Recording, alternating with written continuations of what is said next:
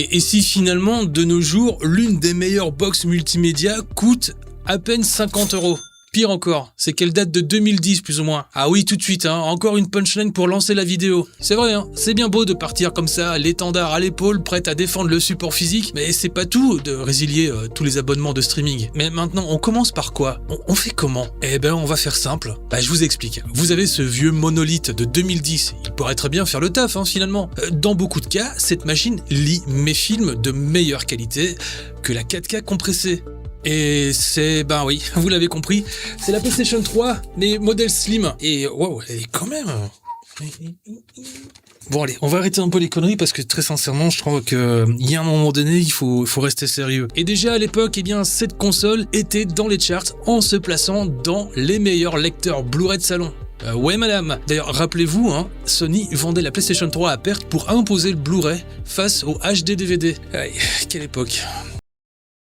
Alors je vais pas vous saouler avec des chiffres, mais juste pour garder des infos comme ça dans un coin de votre tête, un film en streaming 4K, ça tourne entre 15 et 25 mégabits seconde. Alors comprenez en sous-titre que tout le flux, c'est-à-dire les détails visuels de l'image, ça transite à travers ce taux de transfert qu'est votre connexion internet. Voilà, donc cela veut dire que ce débit n'est pas constant, il variera selon votre connexion et la charge de votre réseau. Le Blu-ray 1080p, quant à lui, il peut monter jusqu'à 40 mégabits seconde, en vidéo seule, avec un débit constant et non dépendant d'internet. Streamer un 4K propose donc 4 fois plus de pixels que le Blu-ray 1080p et donc potentiellement plus de détails, plus de netteté, une qualité réelle qui dépendra du bitrate et de la compression.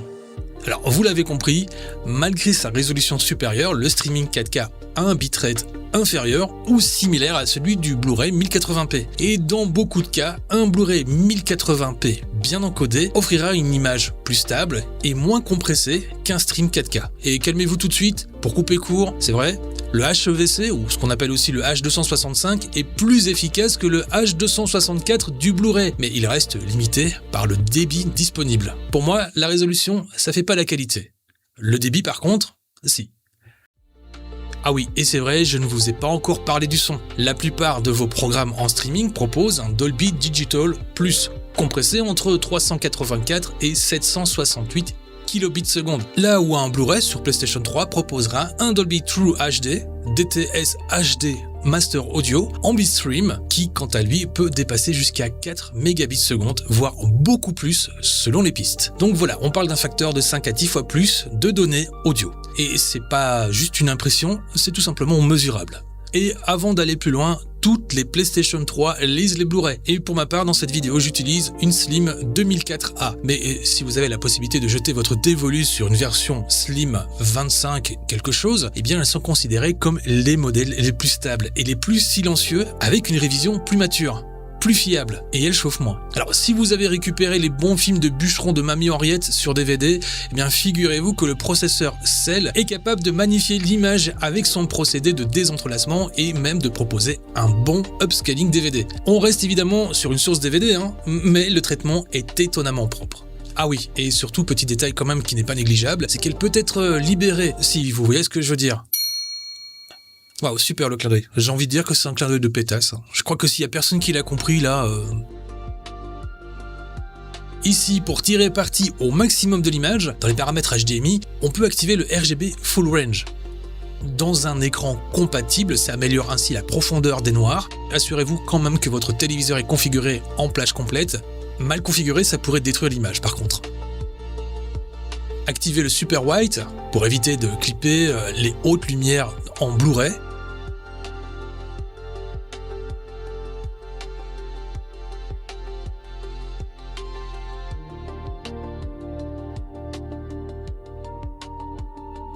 Ici, le mode Double Scale donne souvent des rendus plus propres sur une TV 4K.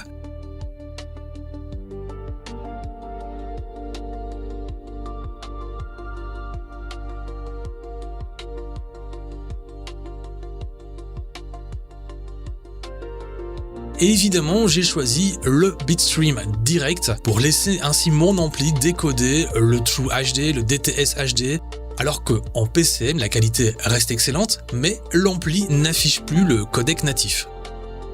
On va parler des DVD rapidement car la PlayStation 3 fait un très bon travail. Elle détecte automatiquement les contenus films et applique un traitement assez propre. Et honnêtement, pour un lecteur de 2010, le rendu est largement au niveau de beaucoup de lecteurs Blu-ray d'entrée de gamme actuels. Oui, mais c'est pas tout. Bah oui, parce que je suis comme ça, moi, si vous voulez, je vous en remets une petite couche supplémentaire si je vous disais qu'elle peut aussi remplacer votre box multimédia. Eh bien, c'est-à-dire que la PlayStation 3 peut devenir un client DLNA. Et cela veut dire que, à travers Plex ou Jellyfin, votre NAS devient votre plateforme de stream et votre PlayStation 3, le client de streaming. Votre NAS s'occupera du transcodage en H264 car la PlayStation 3 ne gère pas le HEVC, clairement.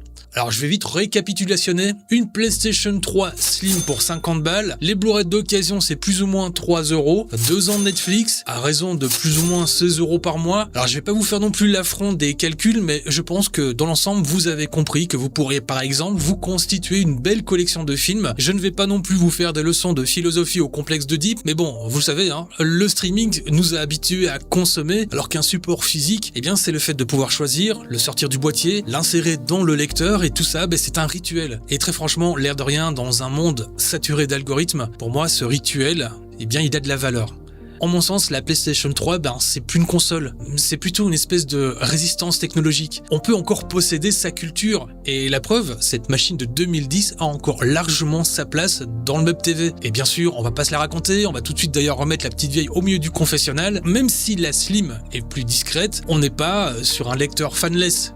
Donc ce léger souffle que vous percevez, eh bien c'est la console qui respire. Comprenez aussi que l'absence du HDR ou du Dolby Vision, eh bien c'est un manque technique pour vos écrans télé modernes. La PlayStation 3, c'est un affichage SDR, tout comme vos Blu-ray le font de toute façon. Et bien sûr, oui, elle fait pas tout. Mais ce qu'elle fait finalement, elle le fait mieux, je trouve. J'ai fait le choix, pour ma part, de recycler cette console plutôt que de dépenser plus de 100 balles pour un lecteur Blu-ray de salon. Et donc voilà, ce qui était supposé être une console et accessoirement aussi un lecteur Blu-ray devient pour moi, en mon sens, un lecteur Blu-ray avant toute chose, et puis accessoirement, pourquoi pas, une console de jeu.